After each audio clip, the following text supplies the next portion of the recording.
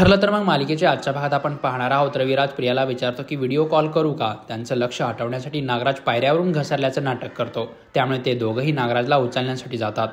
रविराज प्रियाला म्हणतो की मी तुला नंतर कॉल करतो. प्रियाला समजतं की नागराजने तिला वाचवण्यासाठी मुद्दाम घसरण्याचं नाटक केलं आहे. अर्जुन आणि सायली रूममध्ये परत येतात.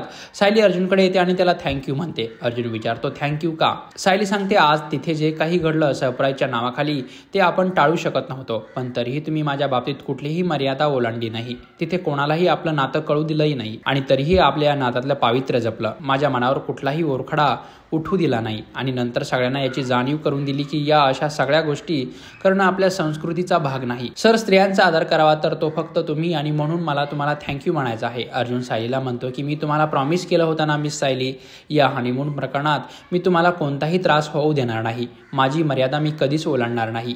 एवढं बोलून अर्जुन सायलीच्या बॅगकडे जातो आणि त्यातून तिचे कपडे उचलतो. ते पाहून सायलीला परत अवघडल्यासारखं वाटतं आणि ती अर्जुनला म्हणते मी सांगितलं होतं ना तुम्हाला, बॅगची ही बाजू माझी आणि ती बाजू तुमची, मग तुम्ही माझ्या वस्तूंमधून एखादी वस्तू कशी काय घेऊ शकता. अर्जुन म्हणतो की हे चुकून झालं माझ्याकडून. सायली म्हणते की थोडं लक्ष ठेवायचं ना सर, आधीच इथल्या गोष्टी मला खूप अवघड होऊन बसल्या आहेत. अर्जुन म्हणतो हे आणखीन डिफिकल्ट होणार नाही याची मी काळजी घेईल आणि अर्जुन मोबाईल घेऊन बघत बसतो. दुसऱ्या दिवशी सकाळी दोघंही नाश्ता करायला बसतात आणि तिथला एक वेटर अर्जुनला गुलाबाचं फूल देतो आणि म्हणतो हे फूल तुम्ही मॅडमला द्या. सायली म्हणते अहो नको, फूल वगैरे कशाला. तेव्हा अर्जुन ते फूल परत वेटरच्या हातातून घेत म्हणतो देतो ना, आणि तो ते फूल सायलीला देतो आणि सायली सुद्धा ते फुल ॲक्सेप्ट करते. प्रिया हे सगळं लांबून बघत असते. ती विचार करते अर्जुन सायलीचं हनीमून तर अगदी सुखात चालू आहे, पण मी सायलीला अशी सोडणार नाही. काय करू की यांचं हनीमून खराब होईल. तेवढ्यात अर्जुनला एक कॉल येतो.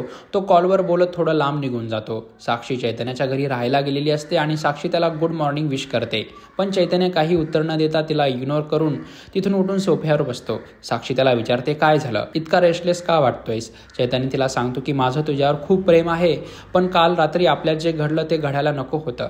लग्नाआधी आपण एकमेकांच्या इतक्या जवळ यायला नको होतं. साक्षी त्याला समजावत म्हणते जनरली ही मुलींची वाक्य असतात आणि मला हे असलं काही पटत नाही. मग तू का गिल्ट घेत आहेस. चैतन्य तिला सांगतो की कारण मला तुझा गैरफायदा घ्यायचा नाहीये. आपण वाहवत गेलो. साक्षी दिस इज नॉट राईट. मग साक्षी ओव्हर ॲक्ट करत म्हणते की तुझं बरोबर आहे, आपण जे केलं ते चुकीचं आहे. मग तू काय करणार. हे जे काही तुझं गिल्ट आहे ते तू घेऊन बस. मी नाही राहू शकत इथं. मला वाटलं तुझ्याशी बोलावं, मी नंतर कॉल करेल, पण मी निघते इथून. आणि ती जायला निघते. पण चैतन्य तिला थांबवतो आणि तो तिला सांगतो की माझं पण प्रेम आहे ना तुझ्यावर. कालची रात्र माझ्यासाठी पण खूप सुंदर होती. आता मला नाही माहीत माझ्या मनात असे का विचार आले ते. साक्षी त्याला म्हणते की माझा पूर्ण विश्वास आहे तुझ्यावर, आपण लग्न करणार आहोत. मग या सगळ्यामध्ये गिल्टचा प्रश्न येतोय कुठे. चैतन्य तिला सांगतो की इथून पुढे मी असा विचार करणार नाही, फक्त तू मला सोडून जायचा विचार करू नको. चैतन्य तिला विचारतो की तू जा डायनिंग टेबलवर बस आणि सांग काय खाणार तू. साक्षी म्हणते तू प्रेमाने करशील ते काहीही खाईल मी. साक्षीने चैतन्याला बरोबर आपल्या जाळ्यात ओढलेलं असतं. ती म्हणते बिचारा चैतन्य, त्याला जे रेशमाचे धागे वाटतायत ना ते खरं तर जाळं आहे. सायली इकडे एकटीच विचार करत उभी असते. प्रिया मागून येते आणि सायलीला स्विमिंग पूलमध्ये जोरात ढकलून देते आणि तिथून पळून जात एका झाडाच्या मागे लपून बसते. पूर्णाई सुभेदारांच्या घरी कॉल करते. सगळे तिला तब्येतीची विचारपूस करतात आणि लवकर घरी येण्याचा आग्रह करतात. पूर्णाई दारात उभी असते. सगळे तिला येऊन भेटतात आणि घरात घेऊन जातात. कल्पना म्हणते तुम्ही नव्हता तर घर अगदी सुनं सुनं वाटत होतं. अस्मिता मध्येच म्हणते की तू घरी परत यायला नको, अशी माणसं सध्या घरात नाहीत. कल्पना तिला मध्येच काम सांगते की जा तू पूर्णाईची बॅग घेऊन ये, जा पटकन. विमल म्हणते की पूर्णाई आल्यात तर आपण गोडाचा शिरा करूयात का. कल्पना म्हणते चालेल ना. पूर्णाई येते घरा. तोच दिवाळी दसरा. सायली स्विमिंग पूलमध्ये बुडत असते. अर्जुनचं अचानक तिच्याकडे लक्ष जातं.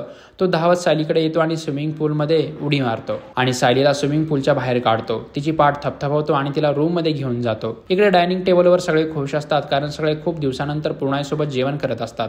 कल्पना पूर्णाईला सांगते की तुमच्यासाठी एक खास पदार्थ आहे. पूर्णाई म्हणते मला माहिती आहे, गोडाचा शिरा. तेव्हा कल्पना म्हणते तो नाही, तुमच्या आवडीचा खास पदार्थ आहे आणि ती विमलला घेऊन यायला सांगते.